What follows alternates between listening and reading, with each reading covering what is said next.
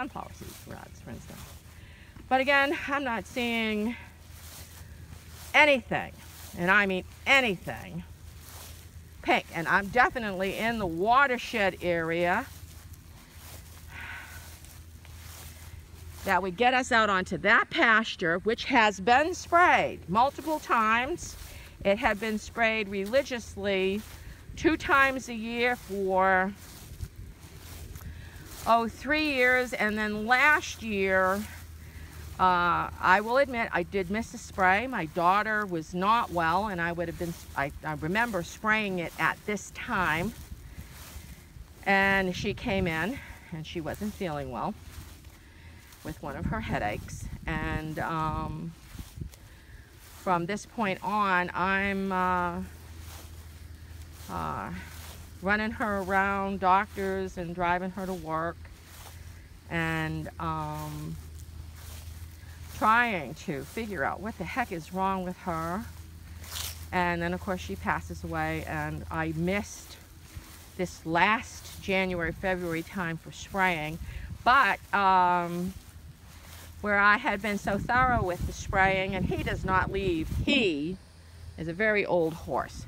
He does not leave the property, so he would not have become infected himself with creeping indigo, you know, by having left here and brought it in between now and back at the time my last spraying, or even before that for that matter. He was not off the property and hasn't been off the property for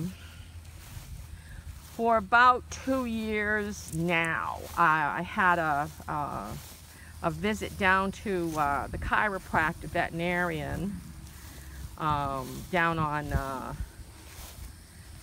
Valhalla Way, which is and he and I took a lead rope and halter walk. I led him on foot and he walked along with me.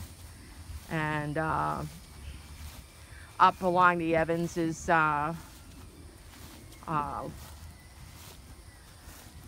easement in Hernando County, and down the lane to her place. Okay, so we can come in this area. There's some thatch here. Let me this would definitely be in the area of watershed, and this old thatch here, of course. I have to remove some of this thatch. There's nothing here.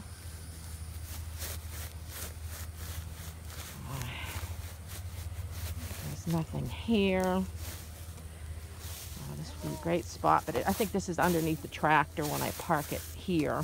I'm out of gas right now. We've seen no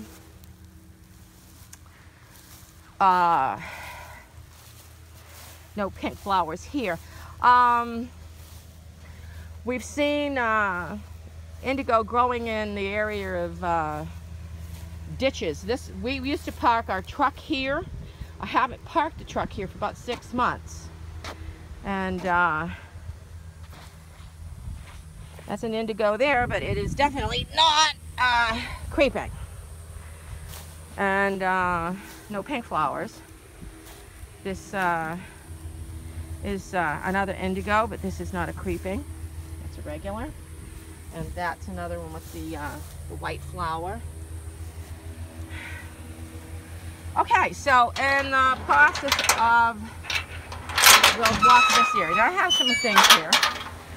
Different kinds of grasses in this area. This is my people area. A lot of sand. We've seen indigo growing in the sand. This is not indigo. There's no pink flower. That's someone with the white. Right here. The white flower here. Again, these are the white flowers. And that's probably one of those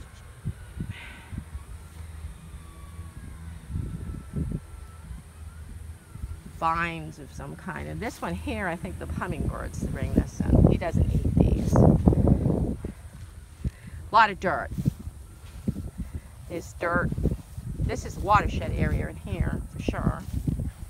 And this should be creeping indigo here, for instance, if there was back in here, if there was. We've seen, again, this, that's yellow flowers, that's like a clover. More of the white flower material here. There's a sample of the, not here, not here. Nope, nope, nothing pink. Hey, Bubber. Once he seems to get some food and water, he's not, seems like it's happening overnight. This is a regular indigo. This would be a hairy indigo here. Been run over a few times with the mower. Here's one here too. This is all hairy indigo in here. Not flowering yet for hairy. In fact, I think we probably passed flowering for that. We're specifically looking for pink flowers because it is in flower right now. If you have it older developed plants, you'll actually see the brown seed pods from last year. This was just mowed, bush hog.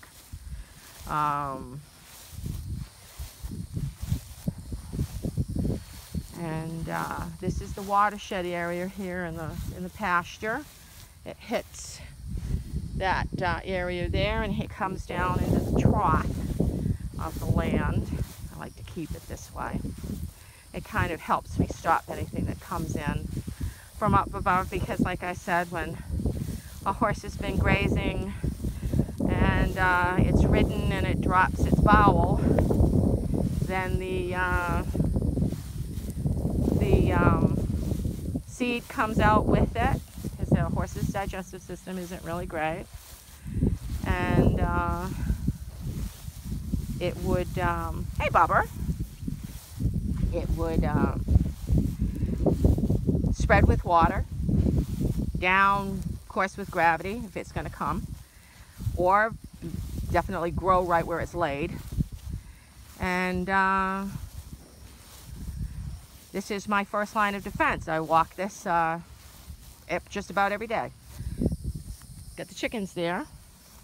Maybe not quite every day, but a couple of times a week. And I look, because I'm real good at identifying creeping indigo.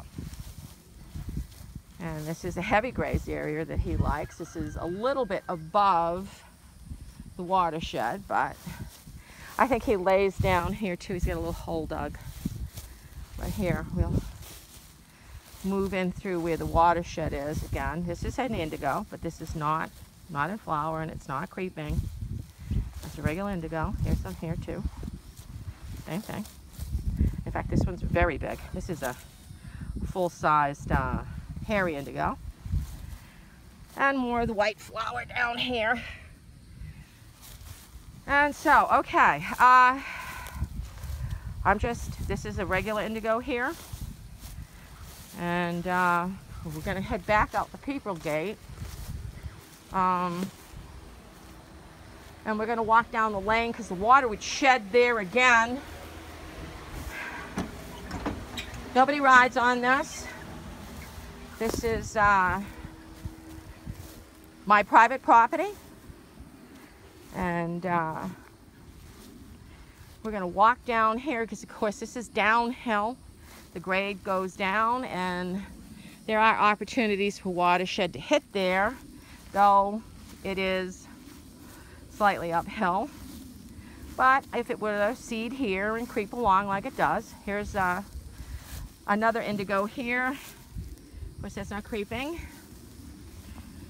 And this would be it for this pasture, other than the side entrance to the top there, and we will take a look at that. That's where the septic tank is.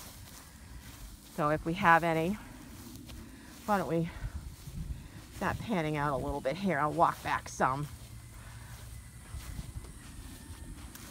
I'm hoping I'm not getting overheated. Looking for pink flowers.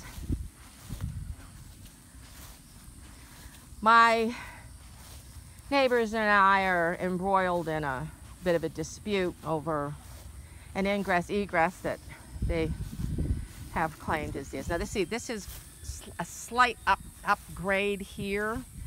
It kind of pans out a little bit. I would have come this way if it was in this area and having come over the fence